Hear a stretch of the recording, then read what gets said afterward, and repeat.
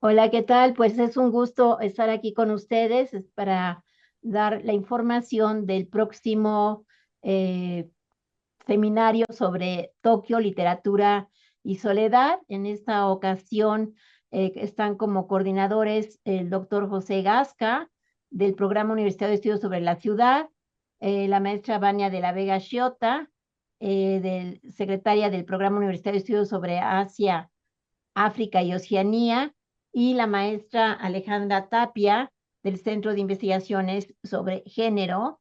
Y bueno, pues estamos aquí con ustedes para darles la información sobre este curso, que se ven varios trabajos escritos por mujeres, pero que van tomando en cuenta diferentes partes de la ciudad de Tokio.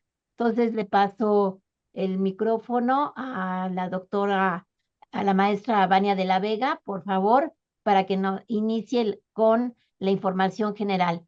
Gracias. Muchas gracias, doctora Alicia Girón. Pues primero que nada, buenas tardes o buenos días, dependiendo desde dónde nos acompañen.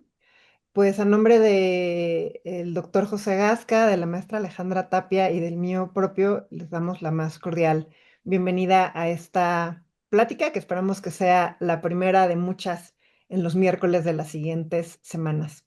Entonces, pues este seminario se llama Tokio, Literatura y Soledad, donde vamos a explorar estas coordenadas geográficas de las humanidades y de las ciencias sociales a través de 5 novelas escritas en el Japón de este siglo. Entonces, hemos invitado hoy a todas y todos los académicos que vamos a trabajar estas novelas con el fin de compartir el contenido muy general de cada una de ellas, así como los enfoques que queremos darles.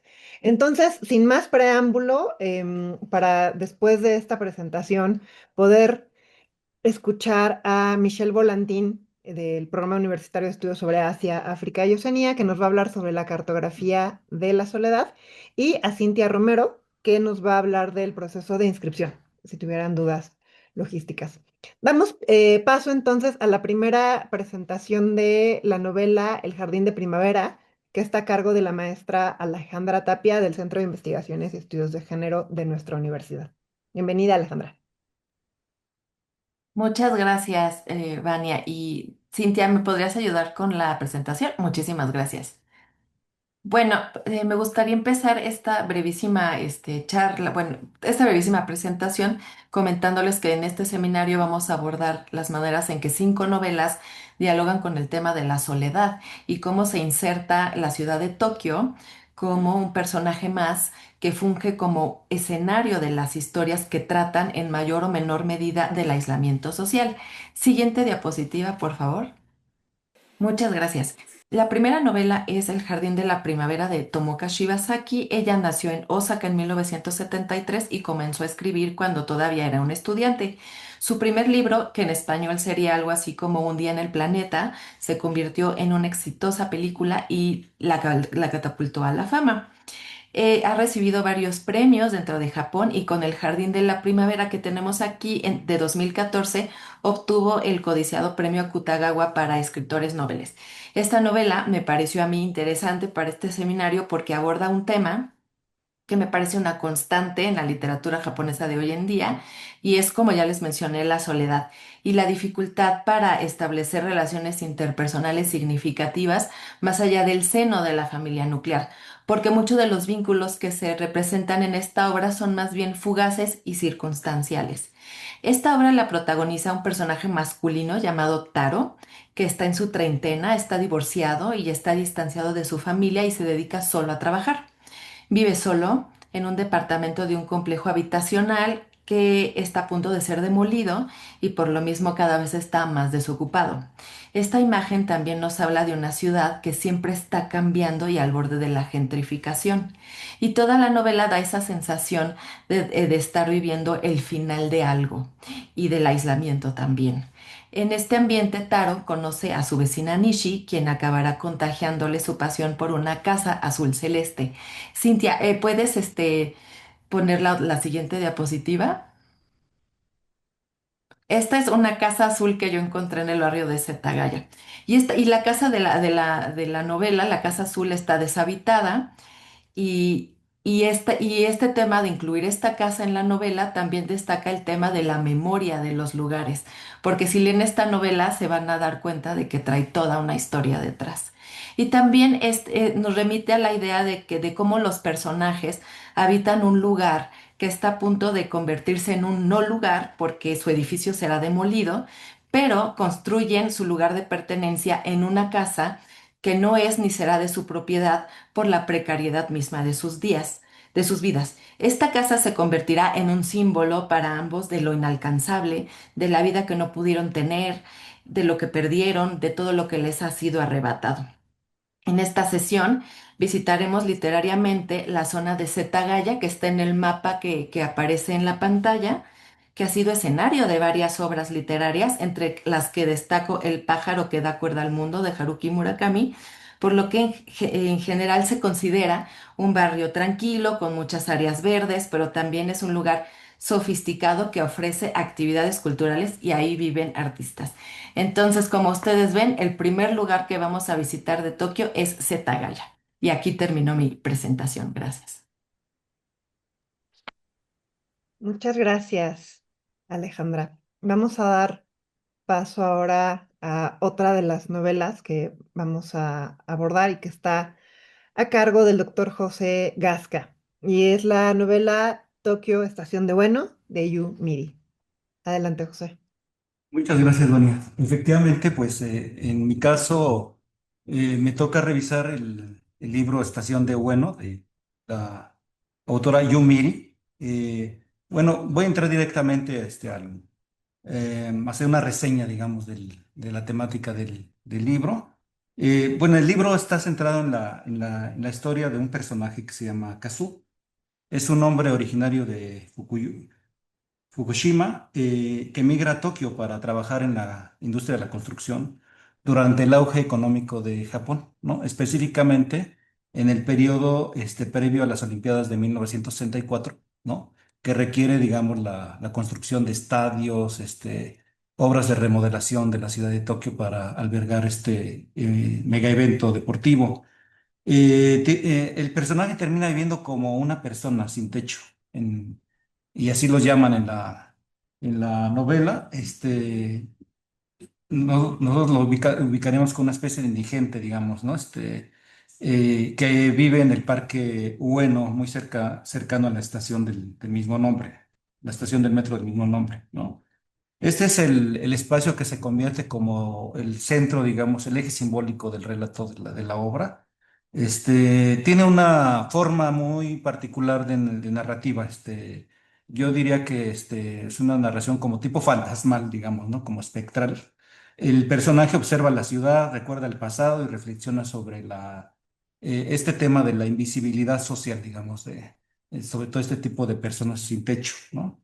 Su vida está marcada por digamos, diferentes pasajes, entre ellos, obviamente el tema de la ciudad, la observación sobre la ciudad es muy importante, recuerda su pasado y reflexiona sobre su condición social, ¿no? Su vida, digamos, hay diferentes pasajes dentro de la novela, está marcada por pérdidas sucesivas, un evento muy marcado que es la muerte de su hijo, la precariedad laboral, el deterioro familiar, la marginación social, las relaciones, digamos, interreligiosas que se dan también ahí en el Japón, en ese momento. La novela se contrapone, digamos, en cuanto a una perspectiva, digamos, de la celebración oficial del progreso y la modernidad japonesa, ¿no? Y esto se observa, digamos, en algunas partes de la narrativa, como los eventos de la familia imperial, el turismo, las formas de consumo, que contrasta, digamos, con la vida precaria de quienes en ese momento son muy importantes para sostener el proyecto modernizante del desarrollo japonés, ¿no? Bueno, la estación Ueno funciona como una metáfora, que es importante señalarlo, y ahorita lo mencionó Alejandra, como un no lugar, digamos. A la vez es un lugar de tránsito, pero también representa un lugar de exclusión, ¿no? Es decir, se contrasta la circulación de miles de personas, pero curiosamente nadie ve a los marginados, ¿no?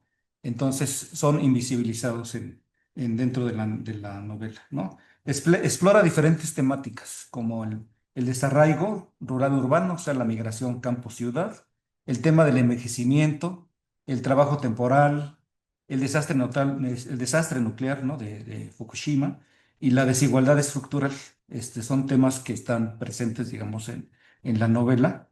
Y bueno, concluye con un tema donde se subraya justamente este aspecto de la soledad, ¿no? Y la fragilidad de la vida de las vidas apartadas por el capitalismo dentro de contextos urbanos.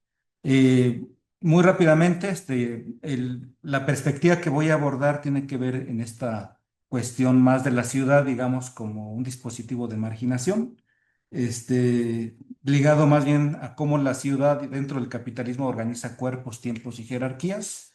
Y hay una perspectiva también que voy a abordar sobre la percepción subjetiva y simbólica de los lugares, ¿no? Las microestrategias de sobrevivencia, los paisajes afectivos, de la memoria, el duelo, la culpa, la pérdida, y el parque, digamos, como un lugar material y simbólico también, donde se da la precariedad, pero también donde se genera esta especie de como de archivo biográfico del personaje, ¿no? Y finalmente el tema de la soledad en la ciudad, ¿no? Donde pues está muy ligado al tema de lo laboral, digamos, los ritmos del trabajo intenso, que significan también una especie de no atención a otro tipo de actividades y el sumergimiento en la soledad, de cómo se produce, digamos, la soledad espacialmente en términos de prácticas como el dormir en el parque, carecer de un domicilio fijo, ¿no? Donde no existe, pero además de una soledad contradictoria, digamos, que se da a partir del contexto de aislamiento, donde hay circulación de muchas personas, pero también hay la presencia de un anonimato en el contexto metropolitano, ¿no? Y sobre todo esta perspectiva también de la falta de ciudadanía, digamos, que se da dentro de la ciudad, ¿no? Es un habitante, pero en realidad también plantea una serie de elementos de desciudadanización, digamos, si lo podríamos llamar de esa manera, ¿no? Entonces, ahí lo dejaría yo. Muchas gracias. Muchas gracias, doctor José Gasca. Bueno, pues después de los dos coordinadores que me antecedieron, doctor José Gasca, maestra Alejandra Tapia, es mi turno. Yo voy a compartir con ustedes la novela de mis días en la librería Morisaki, ¿no? Entonces, Mis días en la librería Morisaki es una de las novelas que vamos a trabajar, fue escrita por Satoshi Yagisawa. Él es un escritor que nació en 1977 en la prefectura de Chiba, muy cerca de Tokio, ¿no? Y ganó el Chiyoda Literature Prize, lo cual no es poco relevante, no solamente por el hecho del premio, sino porque Chiyoda es justamente donde ocurre esta novela que estamos platicando en este momento. Vale la pena mencionar que en tanto que Yagisawa nace en 1977, él es testigo de los frutos del rápido crecimiento económico japonés. Sin embargo, pertenece a la generación de la incertidumbre, porque para cuando llegó a su época adulta y profesional como escritor, ya la burbuja económica había reventado. Entonces, em, lo que él va a hacer como respuesta a esta situación es producir sus libros en este enfoque que es narrativa del confort o literatura acogedora, lo que hace que tenga un lenguaje sencillo, donde algunos de sus libros están en series, o sea, hay varias novelas, tres de momento, que tienen lugar en el mismo escenario. Entonces, bueno, pues aquí están esas novelas. La primera de ellas es la que vamos a trabajar en este seminario, Mis días en la librería Morisaki, que fue publicada en japonés en 2009 y en español en 2023. Circula en 30 países al día de hoy. La segunda de ellas, que fue publicada 2 años después en Japón, en 2011, pero fue traducida al español también en 2023, es Una velada en la librería Morisaki. Y finalmente, el año pasado, en 2025, fue traducida al español una novela del 2022 que se llama Mis días en el café Torunga, que pues son las tres obras que están traducidas al día de hoy en español. Van a encontrar una cuarta edición, pero realmente es la suma de Mis días en la librería Morisaki y Una velada en la librería Morisaki. Entonces, como ya adelantaba, son libros que hablan del consuelo y del confort, que buscan poner una pausa, ¿no? A las vidas ajetreadas que llevamos. Y entonces los elementos favoritos de este tipo de narrativas son los libros. Por eso digo que son libros hablando acerca de libros. Y particularmente para esta novela, no es cualquier tipo de libro. Son libros de segunda mano, ¿no? Pero además hay otros protagonistas que están, ya sea de manera gráfica o de manera explícita en la novela, en este tipo de narrativas que suelen ser el café y los gatos. Entonces, por ejemplo, si vemos en este primero el gatito está acá, en el segundo está acá, pero bueno, ya ustedes me dirán en la novela en dónde encuentran a esos gatos. Les puedo adelantar, sin spoiler, que no tienen para nada un lugar tan importante, pero sí en las portadas, que es una de las características de este tipo de literatura. Y lo que vamos a hacer en mi sesión del taller es ver a la librería como un espacio de reconfiguración identitaria, tanto de los libros y del barrio mismo, como, por supuesto, de nuestra protagonista. El lugar de la ciudad de Tokio, donde esta novela tiene lugar, es Jimbocho, que es, bueno, que les quiero mencionar que el año pasado fue premiada como el barrio más cool del mundo en 2025, de acuerdo con Time Out, ¿no? Que hace este tipo de ranking. Entonces, está en Chiyoda, Tokio, por eso mencionaba hace rato que el premio que obtuvo el autor cobra relevancia en esta novela. Es un espacio que es conocido por la cantidad de librerías, sobre todo librerías de segunda mano que hay en Tokio, y es un espacio de estudio cercano a varias universidades. Entonces es muy interesante en esta novela cómo se representa a este barrio y se hace un contraste explícito con el resto de Tokio, ¿no? Aquí es un lugar donde se puede caminar, donde la gente va con calma, donde están tomando café, donde están fumando, donde salen a caminar, salen a ver el atardecer, bueno, qué está sucediendo en la tarde, principio de la noche en la ciudad, y pareciera que no estamos en Tokio, ¿no? Hay otro personaje implícito que me parece que es muy importante, que es el polvo, ¿no? Es este espacio de la librería, este libro, este olor a libro viejo, y que al final lo que significa el polvo de estos libros es un elemento que también está muy presente en la literatura contemporánea japonesa, que es el tema de la memoria, ¿no? El polvo en estos libros nos habla de la memoria del lugar, de la memoria del barrio, de la memoria del libro, pero también de la experiencia. Y entonces por eso esta historia va a hacer que los espacios sean un lugar de resignificación para lo que es Tokio, para la dinámica tan ajetreada, tan estresante, tan momentánea que tiene Tokio, frente a las pausas y a la calma que hay en Jimbocho, pero también para nuestra personaje, ¿no? Ella se llama Takako, y entonces ella vive el conflicto de muchas de las mujeres urbanas japonesas contemporáneas, porque por un lado creció con esta idea del amor romántico. Ella llega a la novela, en las primeras páginas nos enteramos de que llega a refugiarse a la librería de segunda mano de su tío, pues con el corazón roto, ¿no? Entonces, lo que vamos a intentar hacer desde la perspectiva de las ciencias sociales es entender esta idea o esta expectativa que ella tiene del amor romántico, pero que al mismo tiempo se enfrenta no solamente a la precariedad emocional, sino también a la precariedad laboral. Vive entonces, por un lado, la presión social de casarse, pero por otro, la falta de una estabilidad tanto de ella como de sus pares masculinos, específicamente de su exnovio de no contar justamente con los privilegios que se contaban con la sociedad japonesa décadas antes. Entonces va a quedar de manifiesto, además, considerando el eje central de este seminario, que el matrimonio no garantiza en ningún momento que sea un antídoto en contra de la soledad. Entonces vamos a tener dos relaciones de las que se habla en esta novela, primero de Takako y el exnovio, ¿no?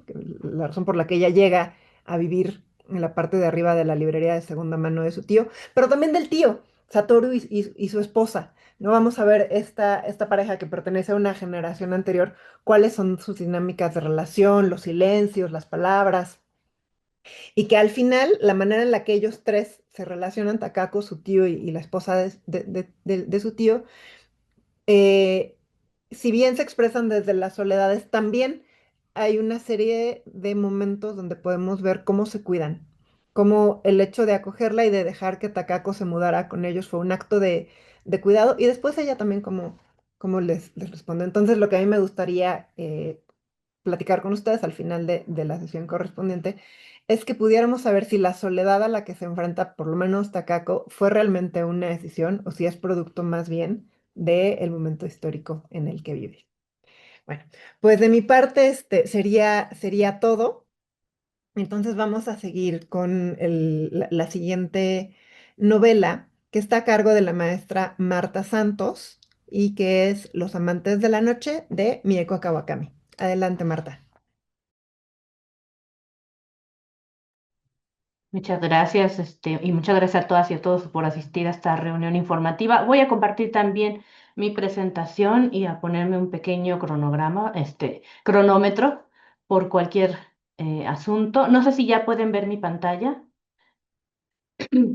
Sí, Marta, Bueno, ya pues está en pantalla. me he tomado la libertad de ponerle un título a lo que va a ser mi presentación. Le he puesto Un mundo reducido a la mitad, Soledad y Tokio en los amantes de la noche de Mieko Kawakami. No crean que me puse poética, sino que la poética, como siempre, es Mieko Kawakami. Ella abre con una bellísima línea que dice: ¿por qué crees que es tan bonita la noche? Pues sin duda, porque de noche el mundo se reduce a la mitad. Ya platicaremos un poco más qué quiere decir esta frase, pero bueno, ese es el título de la presentación. Estoy muy contenta además porque me va a tocar presentar y hablar sobre una de mis autoras japonesas favoritas hoy por hoy, tan favorita que le dediqué prácticamente toda mi maestría. Yo estudié su novela Pechos y Huevos, que probablemente sea la más conocida. Y bueno, en esta ocasión me va a tocar hablar de la otra, que también es muy conocida, que es Los amantes de la noche. Fue una novedad editorial el año pasado todavía de la editorial Planeta. Todavía la pudimos ver en las mesas de novedades de la FIL de Guadalajara. En inglés se publicó creo que en 2022 con el título de All the Lovers in the Night. Y en Japón se publicó en 2011 como Subete Mayonaka no Koibito Tachi. Es una obra bastante conmovedora, pero también inquietante por igual, que aunque se publicó pues casi más de 10 años atrás en Japón, sigue hablándole a los lectores de todo el mundo, al grado de que no ha pasado desapercibida. De hecho, en esta diapositiva podrán ver que es parte del elenco de lo que será la versión cinematográfica de esta novela. Se estrena este año. La primera que ven es la directora, son los dos actores y obviamente Mieko Kawakami. El actor masculino, es decir, al que protagonizará Mitsuha-san, es muy conocido. Él actuó en una serie que se llama, en una serie de Disney, entonces, muy, muy famosa. Entonces, tengo esperanzas de que traigan la película a México.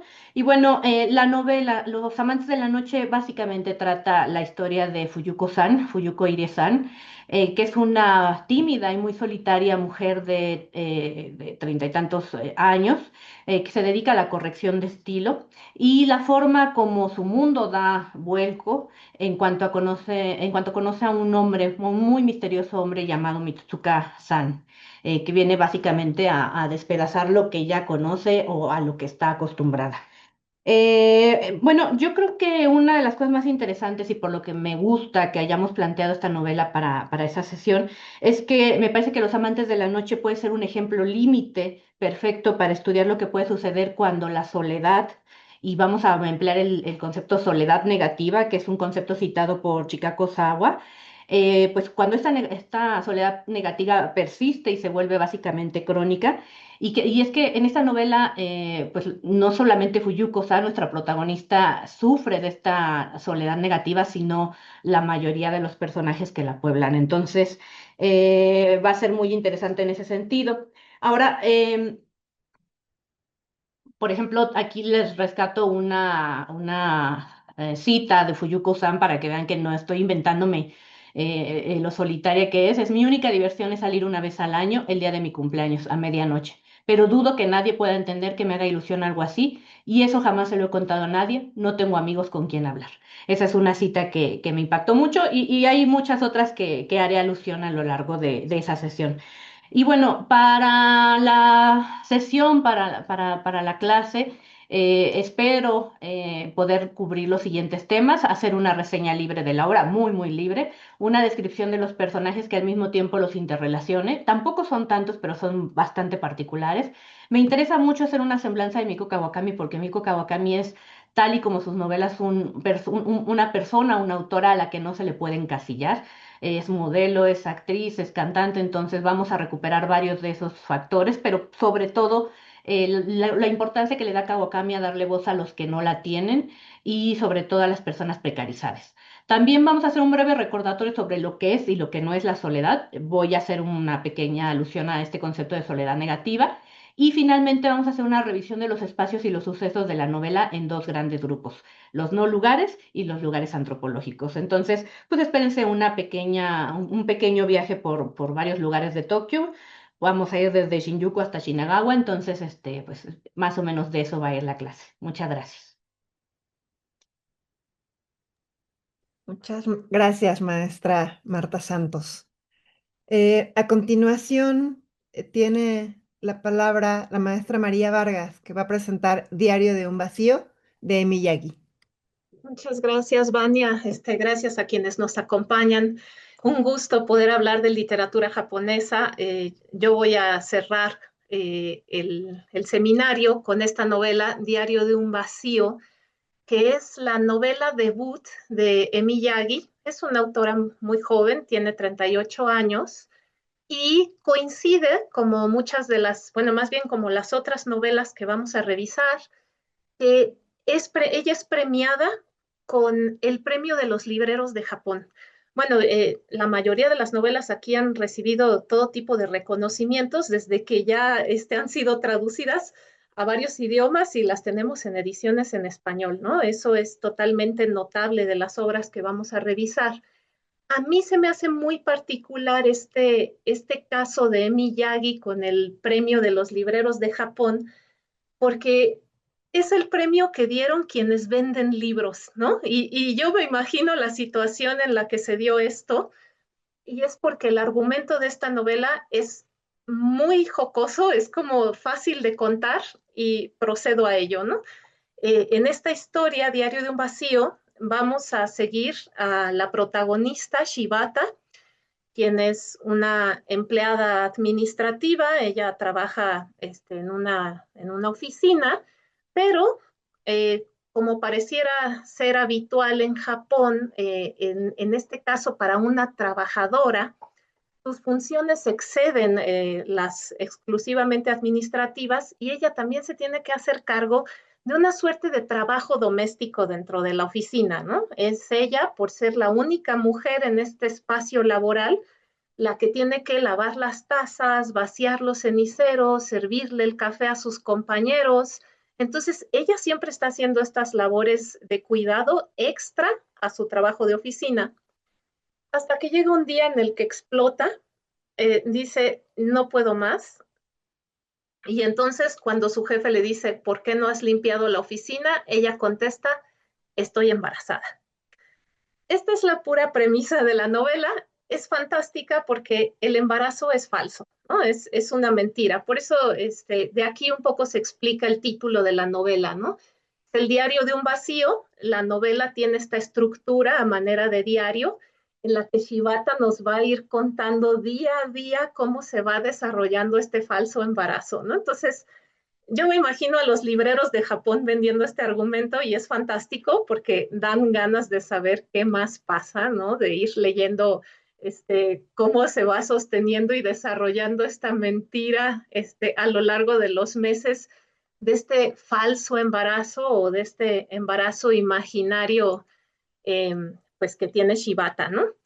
Ahora, aquí hay varias cosas que analizar, ¿no? Primero me ciño al tema de la soledad, ¿no? O sea, lo que vamos a encontrar aquí es que una mentira como esa, que incluso transforma el cuerpo, o sea, que lo que implica un embarazo, se puede sostener porque Shibata se encuentra en un entorno de gran soledad, ¿no? O sea, ahí es cuando nos vamos a ubicar espacialmente en Ginza y también en los espacios laborales, ¿no? En las oficinas, en estos sitios de cristal y de hormigón que muchas veces no son tan personalizados, pero a los que hay que asistir gran parte del día. Sabemos que la cultura japonesa se caracteriza por pues, las horas que dedican al trabajo, ¿no? Por su compromiso. Entonces, pues en este entorno nadie parece notar especialmente a Shibata, ¿no? Que además, bueno, se encuentra en una situación de soledad, ¿no? Ella va a empezar a vivir esta mentira, este desarrollo de su embarazo con una disciplina ritual, ¿no? O sea, va a llevar el diario, va a usar una aplicación que le vaya diciendo supuestamente cómo va el crecimiento del feto, va a empezar a hacer una serie de actividades en torno al embarazo, que es muy interesante leer, pero también ahí vamos a encontrar esta pátina de soledad, ¿no? En la que también crece ese bebé fantasma, ¿no? Entonces ahí vamos a tener mucho juego con el análisis de la soledad, pero también va a ser muy interesante pensar el sistema en el que ocurre esto, ¿no? Y llamémosle a sistema, pues a los aspectos culturales, laborales, eh, incluso podríamos hablar de un heteropatriarcado, ¿no? Porque aquí es donde vamos a entender que una mujer sola es un recurso laboral explotable, ¿no? Particularmente en Tokio. Una mujer embarazada, en cambio, va a adquirir un derecho sagrado al descanso y la protección, ¿no? Entonces, ahí hay una cosa muy irónica y ciertamente trágica, ¿no? En que para recuperar su cuerpo, el espacio, cierta agencia, no tener que ser la servidumbre de los compañeros de trabajo, pues Shibata va a tener que subordinar su cuerpo a esta mentira, ¿no? Entonces ahí tenemos un juego muy interesante y finalmente también vamos a reflexionar si en estas condiciones la mentira, cuál es si es un acto inmoral, ¿no? O sea, vamos a ver aquí también cuando un sistema te oprime, cuáles son las herramientas en soledad que puedes utilizar para ganar cierto juego. Entonces, esta es una novela originalísima, muy inteligente y muy aguda, que con un argumento sencillo se presta para un análisis muy interesante de la contemporaneidad japonesa. Y ahí termino. María, muchas gracias. Pues estas son las 5 novelas que vamos a trabajar en las siguientes semanas. Em, este es un seminario que no solamente aborda una región, o en este caso particular, no solo aborda una ciudad, sino que hay una coordenada que agrega especificidad a las obras, que es la soledad. Entonces, invitamos a Michelle Volantín, que forma parte del Programa Universitario de Estudios sobre Asia, África y Oceanía, para que desde su especialidad, que es la geografía, nos explique por qué la geografía tiene que ver con la soledad. Entonces nos va a presentar la plática Cartografía de la Soledad, aislamiento y conexión en el Tokio literario. Michelle, bienvenida, tienes el uso de la palabra. Muchas gracias, Vania, y gracias al PUEA por este espacio. Voy a compartir pantalla. Bueno, como ya mencionaron, voy a darles un pequeño panorama desde la geografía y pues a lo largo de estas breves presentaciones que han hecho pues todas las y el ponente para este seminario, pues han visto que la ciudad y los espacios son personajes importantísimos en cada una de estas obras. Eh, una pequeña advertencia, bueno, iré retomando esta idea y posiblemente la desmenuce mejor al finalizar, pero cartografía pues nos remite justo a que vamos a ver un mapa, un plano algo representado. Sin embargo, esta breve plática quisiera hacerla a partir pues de un enfoque más crítico donde la cartografía no se expresa solamente en mapas, en planos o en una pantalla en este caso, sino algo más interpretaciones personales, como lo vamos a, lo van a lo van a estar viendo a lo largo de este seminario. Bueno, el seminario se centra en el análisis de un fenómeno crucial para entender las dinámicas de la sociedad japonesa actual, que es la soledad. Lo que yo pretendo con esta breve charla es visibilizar la intersección entre los espacios altamente urbanizados y el aislamiento social. Para este análisis lo vamos a hacer a través de el punto de vista de Henry Lefebvre y con su concepto de producción del espacio, el concepto de escalas a través de un ojo crítico y finalmente un breve acercamiento desde un enfoque de la geografía humanística. Entonces, eh, el espacio en estas tres obras no lo podemos entender como algo vacío, algo inerte. Entonces, valiéndonos de la triada que expone Lefebvre de la producción del espacio, eh, podemos definir al espacio como un reflejo de la sociedad y dinámico, que es construido activamente a partir de las prácticas que se ejercen en él. Por lo tanto, hay diferentes representaciones y a la vez también es como un espacio para determinar diferentes relaciones de poder, cosa que podemos ver en varias de las obras, sobre todo en estos espacios de trabajo donde se siguen ciertas jerarquías. Y bueno, la tríada espacial se construye a través de estas tres fases que de hecho pues están relacionadas una con la otra, por eso puse las flechas en ambas direcciones. Y bueno, empezamos con las prácticas espaciales, que se entiende como el espacio percibido. Esta es como la función material y física de un espacio, es decir, su utilidad, su organización en lo cotidiano. Por ejemplo, en el libro de Mis días en la librería Morisaki, que es como el ejemplo que voy a agarrar para explicar esto, pues un espacio, librería, un lugar para ir a comprar un libro o en todo caso quien trabaja ahí, un lugar para trabajar. Eh, en otros casos, pues el tren, ¿no? El metro, las estaciones de metro en Tokio, el metro, medio de transporte. No, no hay otra cosa, ¿no? Después pasamos a los espacios de las representaciones del espacio, que es el espacio como lo concebimos y a través de la instrumentalización. Por eso aquí puse un mapa de, aquí lo tapa un poco la presentación, pero es un mapa de Tokio. eh, y pues es como lo concebimos, ¿no? Como un plano, un mapa, planes de ordenamiento. Me viene un poco a la mente el jardín de la primavera, donde pues es un edificio. Bueno, yo tuve la oportunidad de leer ese libro y en un pequeño spoiler, pues menciona que es un edificio donde ellos viven un poco viejo y que incluso hay planes como para hacer nuevos edificios, ¿no? Entonces, pues estas configuraciones que se hacen en Tokio para que sean espacios cada vez más urbanizados eh, y pues la instrumentalización de este espacio. Y finalmente están los espacios de representación que se entiende como el espacio vivido. Esto lo experimentamos a través de símbolos, recuerdos, afectos, vivencias, incluso resistencias que tenemos dentro de, de esos espacios. Esa es la experiencia directa. Y pues yo considero que esta es como una de las partes más esenciales que vamos a ver en todas las obras.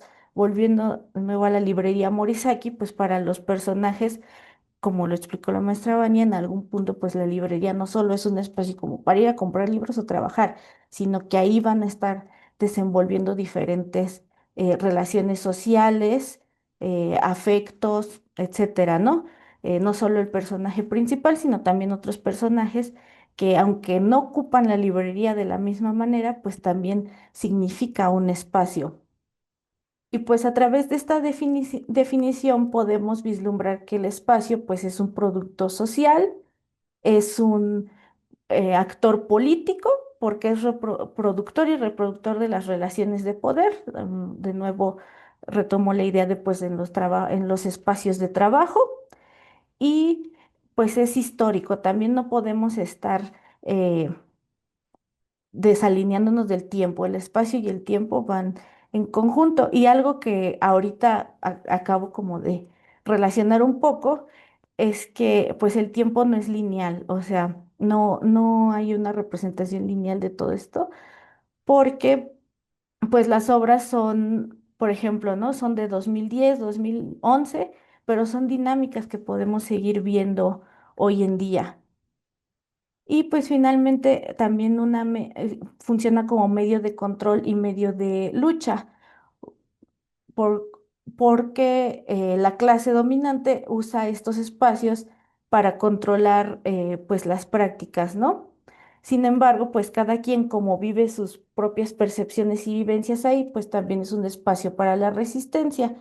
Verlo a través de estas tres dimensiones muestran cómo la soledad se estructura materialmente, no es nada más algo que tú digas, oh, me siento solo y ya, ¿no? Sino que a través de todas estas vivencias y en los diferentes espacios que se van desenvolviendo los personajes de estas obras, pues se experimenta, se resiste o se internaliza de maneras diferentes. Y bueno, el siguiente concepto con lo que podemos pues analizar un poco estas obras es las escalas. En su definición más tradicional, pues las escalas se refieren a los niveles de organización espacial, ya saben, local, regional, nacional, global, en lo que entendemos y podemos analizar pues los diferentes espacios. Sin embargo, retomando pues lo que les acabo de comentar, pues podemos crear nuestras propias escalas a partir de cómo pues lo vayamos a analizar. Yo propuse 5 diferentes para alinearse un poco al contenido de los libros y pues no podemos ignorar de que también son un producto de la construcción social con flujos, conexiones, interconexiones entre cada una de ellas. Y vamos a empezar de lo más grande a lo más pequeño, por así decirlo, ¿no? Eh, Todas las obras suceden en Tokio, la gran ciudad, la gran metrópoli llena de flujos, personas, transportes, vida 24/7 en algunos lugares, en otros lugares. No, también aquí podemos pensar un poco en cuando los personajes hablan de espacios rurales, pues también podemos pensar el espacio rural como una escala más amplia. Sin embargo, como todo, casi todo se lleva a cabo en Tokio, pues empezamos por ahí. Y lo más curioso de esto es que, aunque sea un espacio muy grande, eh, a la vez es un ensimismamiento que produce exclusiones. Eso lo podemos identificar en varias obras en las que a lo mejor están los personajes rodeados de mucha gente, sin embargo, no sienten estar acompañados o se sienten muy solos. La segunda escala es la escala de distrito o lo más cercano a un barrio con particularidades que nos acerca a experiencias más personales, por ejemplo, en el caso de la librería Morisaki, que todo se lleva a cabo en este barrio de librerías antiguas, en Los Amantes de la Noche, pues se entiende un poco que es en un barrio, porque es el departamento de la protagonista y donde conoce a Mitsuzuka-san y una cafetería que está ahí muy cerca, entonces es una escala no tan grande como la ciudad. La tercera escala propuesta es la escala de encuentro. Esta funciona como un lugar intermedio entre los grandes espacios, los espacios de barrio, y es un espacio público que fomenta la sociabilidad o en todo caso la exclusión, que son cosas que vamos a poder ir viendo en alguna de estas obras. Me viene un poco a la mente la de Los amantes de la noche, que en su lugar de trabajo en un principio no se siente muy cómoda, cuando pues para muchos el lugar de trabajo es el espacio donde más sociabilidad tenemos. Después, en cuarto lugar, la escala del hogar se refiere al espacio del hábitat, el espacio más íntimo, donde puede servir como un refugio o un aislamiento dependiendo de las experiencias que vivamos en otras escalas más arriba, por así decirlo. Y finalmente la escala corporal, el cuerpo, el individuo como escala, donde se encuentra el primer espacio de experiencia y cómo el cuerpo se mueve y es percibido y cómo uno mismo siente su papel en la ciudad y pues en la forma en la que socializa. Y bueno, enlazando un poco la idea del espacio con la escala, podemos considerar que la soledad y el aislamiento no es un proceso homógeno, ni que pertenece a una sola escala, o sea, lo podemos ir viendo en más de un momento y en varias, incluso al mismo tiempo. Esta forma y también la forma en la que producen el espacio y los personajes perciben el espacio puede condicionar es de las obras y pues en todas se percibe la soledad, pero en diferentes maneras, ¿no? Así que no quisiera hacerles como un spoiler, pero sí es como muy notorio a qué escala lo va viviendo cada personaje. Y bueno, ya casi para finalizar, un acercamiento desde la geografía humanística, que esta es la corriente de la geografía que propone que los seres humanos no solo se relacionan de manera funcional con su entorno, con manera funcional me refiero a que, eh, por ejemplo, la tierra me da recursos y con esos recursos yo me alimento, no, sino que le dan significado a sus entornos, concibiendo los lugares con significados, emociones, sentimientos, incluso intangibles, que convierten a ese lugar en una experiencia única e intransferible.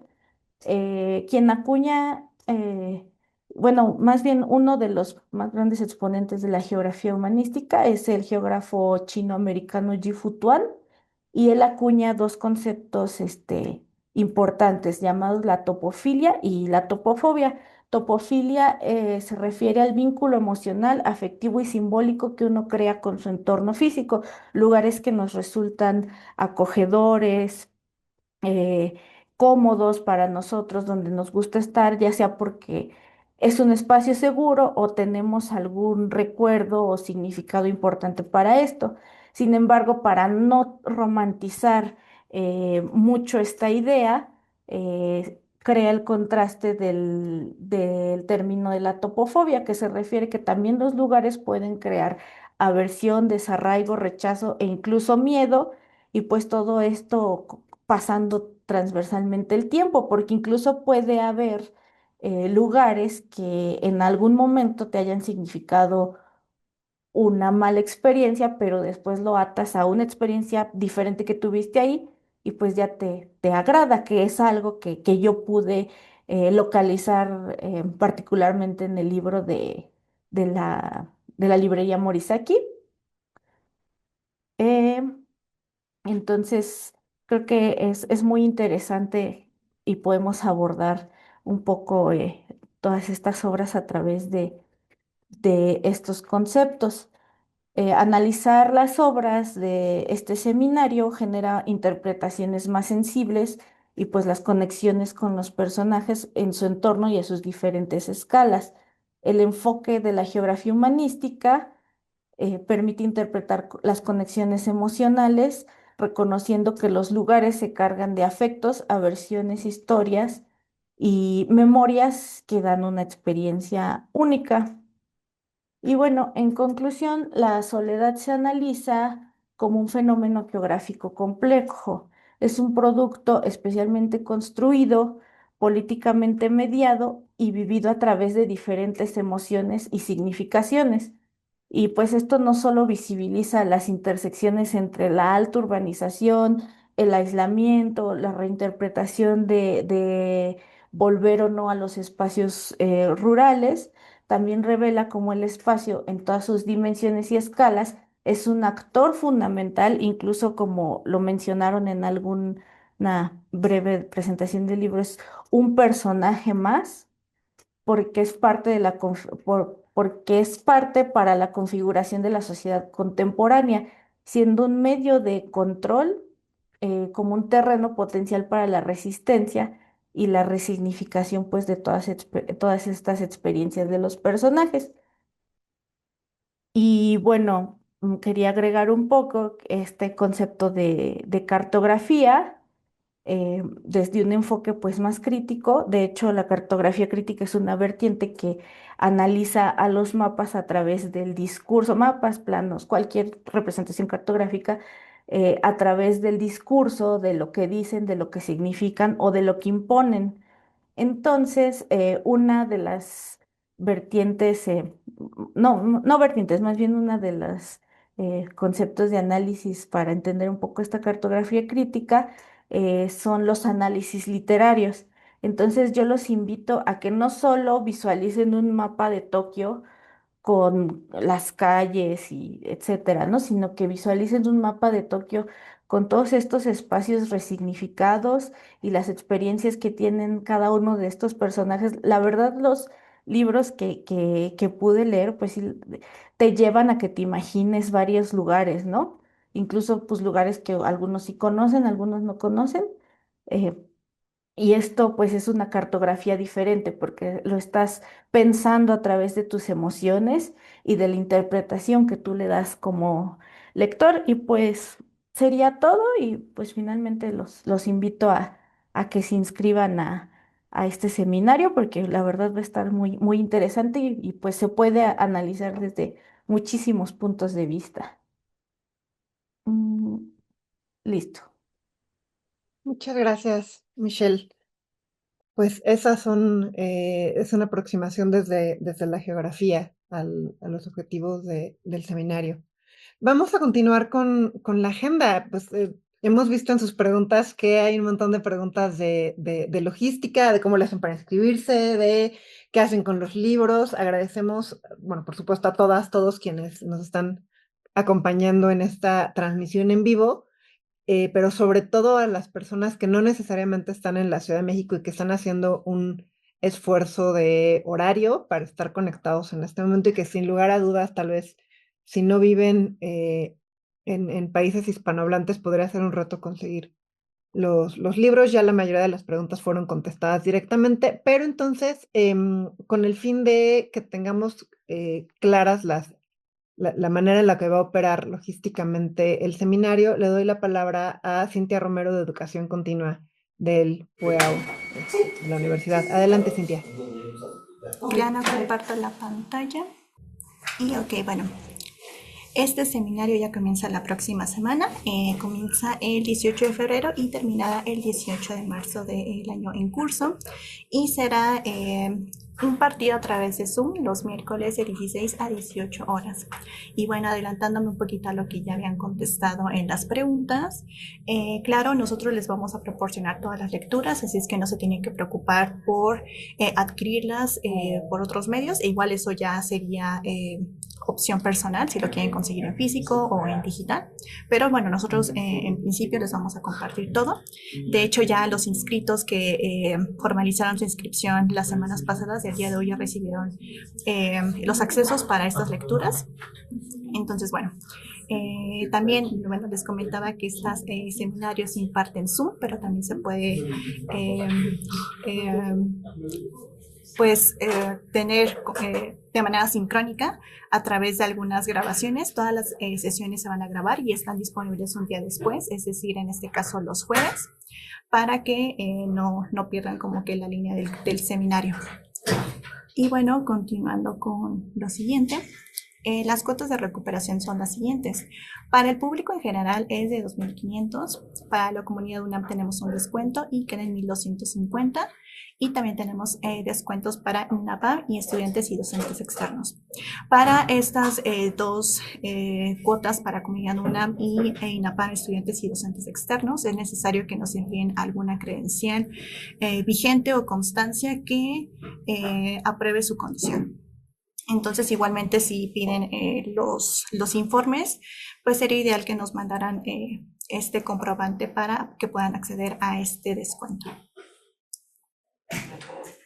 Y bueno, los métodos de pagos disponibles, contamos con dos. El primero es ficha de pago referenciada. Con este lo solicitan de manera personalizada con cualquiera de las cuotas que les mencioné anteriormente. Y aquí les dejo el correo, es inscripciones.puea@unam.mx, y con esta ficha pueden realizar su pago directamente en el banco o también de manera de transferencia electrónica. Y la segunda opción es el pago en línea. Tenemos habilitado el pago en línea a través de Plaza Prometeo, que es la tienda de ciencias de UNAM. Y ahí, como pueden verlo en la imagen, pueden seleccionar cualquiera de las tres cuotas que les mencioné anteriormente. Si eligen esta opción, igualmente cuando nos envíen su comprobante de pago, pueden también enviarnos juntos su comprobante de UNAM, que les mencioné que puede ser una credencial, historial académico, una constancia, su título universitario.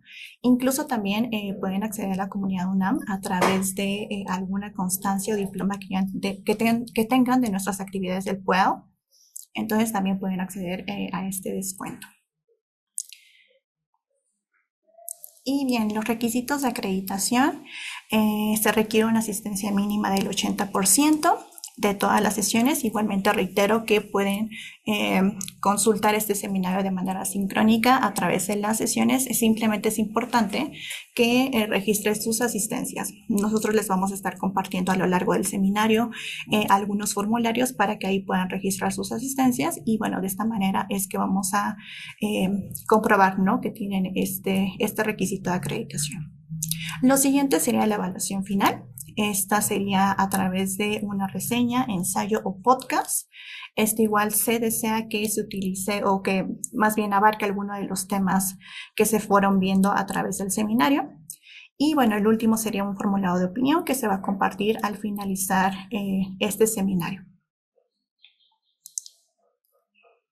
Y bueno, esta información completa sobre las inscripciones, el programa completo, la evaluación, lo pueden ver en nuestra página de nuestro sitio web, que justamente aquí se los dejo, y ahí van a poder encontrar absolutamente todo. En el material de trabajo, bueno, ya una vez que estén inscritos, nosotros les vamos a compartir unas contraseñas y ahí van a poder acceder a las lecturas, a las grabaciones y absolutamente todo el material de trabajo que tenemos para este seminario. Y bueno, finalmente aquí les dejo nuestras redes sociales, bueno, en este caso nuestro sitio web. Y bueno, para que formalicen sus inscripciones, les pedimos que nos inscriban a inscripciones.puea@unam.mx y ahí con todo gusto los vamos a atender. Y bueno, si quieren pasamos a la sesión de preguntas y respuestas. Como dije, ya algunas preguntas se contestaron a lo largo de la sesión, pero bueno, si tienen alguna otra me pueden comentar. Me parece que aquí ya hay algunas. Por Sí, aquí Cintia, dicen, muchas ¿puedes? gracias. Te van a pasar, Gaby ya nos está pasando las preguntas de redes sociales, pero igual no sé si valdría la pena, porque pueden ser dudas generales, leer en voz alta Ok. las que Alejandra nos hizo favor de ir contestando conforme iban llegando. Adelante, Cintia. Ok, bueno, un poquito retomando las preguntas pasadas. Bueno, mencionaban sobre las novelas, que ya les comentamos que todo el material disponible de todas las 5 novelas que se van a estar viendo, las van a poder consultar a través de nuestro material de trabajo. Ahí están disponibles los PDFs. Por acá mencionaban, dicen, no vivo en México, dicen, no encuentro las novelas en mi país, hay posibilidades de comprar una versión digital. Igualmente, como les comentamos, esa ya sería opción personal. Si quieren comprarlas en físico o también de manera digital, sería su elección personal. Pero nosotros en primera instancia les vamos a compartir todo este material. Y bueno, me parece Dice, si mi información es literatura ni letras, ¿puedo tomar el seminario? Claro que sí, está abierta para todo el público en general, así es que no va a haber problema, no tenemos ningún perfil determinado para este seminario.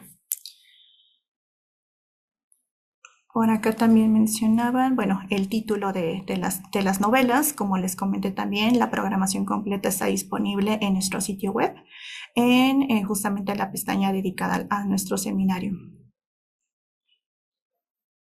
Acá dice Tania, dice, hola, buenas tardes, dice, soy exalumna egresada de la UNAM, dice, ¿puedo inscribirme con el descuento de comunidad UNAM? Claro que sí, solamente necesitamos que nos envíes, en este caso, si tienes tu credencial de egresada, puedes acceder al descuento UNAM.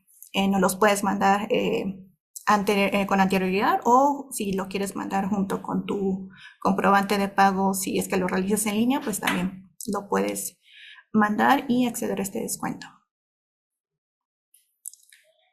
Por acá dice, ¿cuál es la fecha límite de pago? Pues de preferencia sería el martes 17 para que les podamos enviar todos los materiales y todas las instrucciones para formalizar sus inscripciones. Entonces lo ideal sería que si puedes el 17 o un poco antes sería también lo ideal. Por acá nos menciona Judy, dice, ¿hay límite en el número de personas que aceptarán en el seminario? No hay ningún límite. De hecho, al momento les comento a todos que ya llevamos un total de 19 inscritos. Entonces no tenemos ningún límite.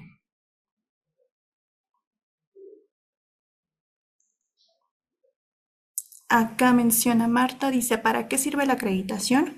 Bueno, nosotros al finalizar este seminario a todos los inscritos que justamente cumplan con estos requisitos que les mencioné anteriormente, van a poder obtener una constancia que es oficial por parte de la UNAM. Será una constancia digital y justamente en esta constancia van a tener que está validada oficialmente y tiene un QR que lo acredita como oficial. Entonces eso es lo que obtienen al finalizar y bueno, lo pueden utilizar de manera, dependiendo de sus perfiles, pues también les sirve de manera para sus currículums.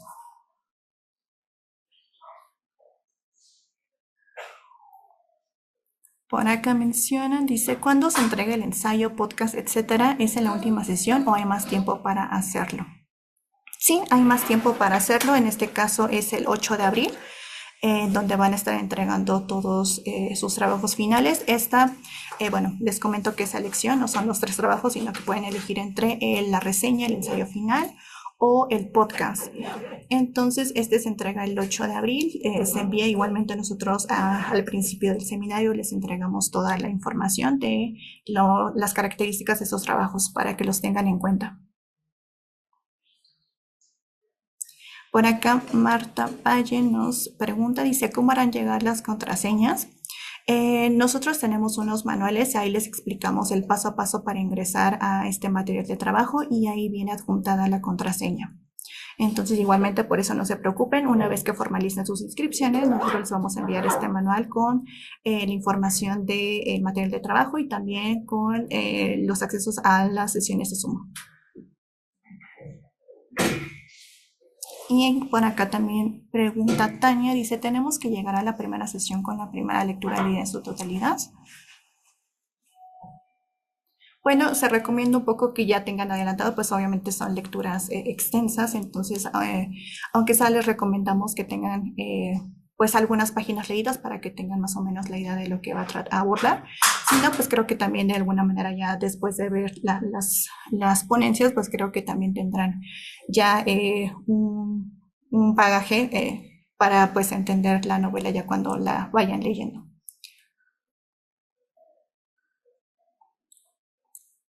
Me parece que aquí ya tengo todas las preguntas, perdón, y no sé si hay en redes sociales. Había en redes sociales, pero de cierta manera ya las contestaste, entiendo. Dijiste aquí. Ok. Entonces, bueno, si no tienen alguna duda más o quieran añadir algo más aquí los ponentes, les dejo la palabra. Yo solamente que quiero agregar que es muy importante y sobre todo para las personas que no les gustan los spoilers, que lean todas las novelas antes de las sesiones, porque ahí vamos a hacer un análisis profundo y vamos a spoilear toda la trama y todos los personajes. Entonces, lo mejor es que la lean y además son novelas breves, en su mayoría, menos la de Kawakami Mieko, que es la más extensa. Todas las demás son muy breves. Bueno, no muy breves, pero son breves. Y bueno, pues es como mi recomendación para que puedan aprovechar al máximo todas las sesiones y puedan comentar y que hagamos realmente una sesión de preguntas y respuestas y comentarios lo más rica posible, pues es fundamental que ustedes tengan una impresión de de todas las obras en su totalidad. Sí, Ok, un poquito totalmente. se complementa con lo que preguntan, que si leemos entonces los 5 libros en un mes. Sí, exactamente. Esa es la idea, leer los 5 libros en un mes. Tal vez compartirles un poco la experiencia que tenemos en el PUEAO con los seminarios de literatura, ¿no? Se vuelven espacios un poco para conectar con la sociedad que retratan las y los escritores con los que trabajamos. Entonces, mm, como ya adelantaba Cintia, no es un seminario dirigido solamente a la gente de letras, es un seminario dirigido a comunidad universitaria, pero también a gente fuera de ella que tenga la inquietud de conocer la sociedad contemporánea japonesa y profundizar en la problemática de la soledad a través de las dimensiones que cada uno de los ponentes vayan a abordar. También debo comentar que no todos los ponentes somos de letras. El doctor José Gasca y yo tenemos una perspectiva desde las ciencias sociales. Entonces, este es un seminario multidisciplinario que utiliza a las novelas, a las obras literarias como un espejo o como un lente para estudiar a la sociedad tokiota contemporánea. Entonces, pues sí es muy importante que se hagan un tiempo para leer las novelas. En general son novelas de una lectura, como diría Alejandra, es fácil, pero no inocente, ¿no? O sea, como que las y los autores nos van llevando a través de realidades complejas de algo que pareciera que se puede leer muy rápido, pero siempre recomendamos como hacer notas, como ir pensando, por ejemplo, cómo conecta esto con la sociedad, con las sociedades en las que ustedes se encuentran. La mayoría estaremos en Ciudad de México, pero seguramente no exclusivamente, para que entonces podamos discutir, conversar con ustedes durante el tiempo de la sesión, qué es lo que la autora o el autor nos está intentando transmitir y por qué eso es importante desde nuestro lugar de enunciación.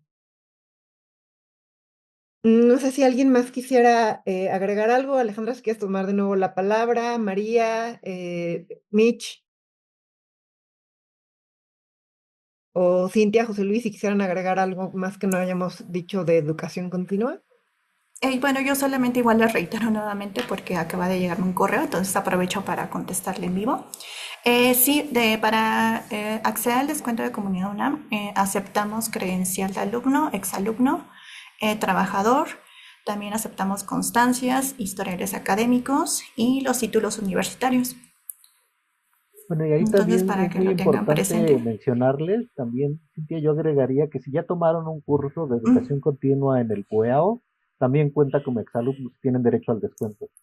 Sí, también reiterarles eso, si tienen alguna constancia o diploma, también nos los pueden enviar y con eso ya pueden acceder al descuento para Comunidad UNAM. Sí, y eso sería todo por mi parte. Bien, pues muchas gracias a todas, todos que se conectaron desde donde quiera que estén, en los que se están conectando ahora, 11 de febrero, pero también a quienes nos vayan a escuchar después. Todavía hay algunos días para inscribirse y unirse a esta conversación donde vamos a examinar el tema de la soledad. Doctora Girón, ¿le gustaría cerrar esta plática? Sí, no, pues pues suena apasionante. Ojalá que ya hayan hecho su pago para iniciar las novelas y bueno, ya todo está arriba, tan pronto ustedes puedan enviarnos su comprobante, automáticamente les vamos a dar las claves para que puedan entrar y bienvenidos y nos vemos dentro de 8 días con la inauguración de este curso, donde va a estar la embajadora de México en Japón, acompañándonos para darnos unas palabras, igual el coordinador de humanidades. Muchísimas gracias, bienvenidos y felicidades a quienes están organizando este maravilloso curso, pero también a las ponentes y también a José Gasca, que está participando, y sobre todo a Michelle, que como geógrafa pues ha hecho un buen análisis de la ciudad de Tokio. Y bueno, pues ya simplemente compremos nuestro boleto para tomar el avión a Tokio en este momento, por salir ahorita. Así es que adelante y nos vemos pronto. Hasta dentro de 8 días. Hasta luego.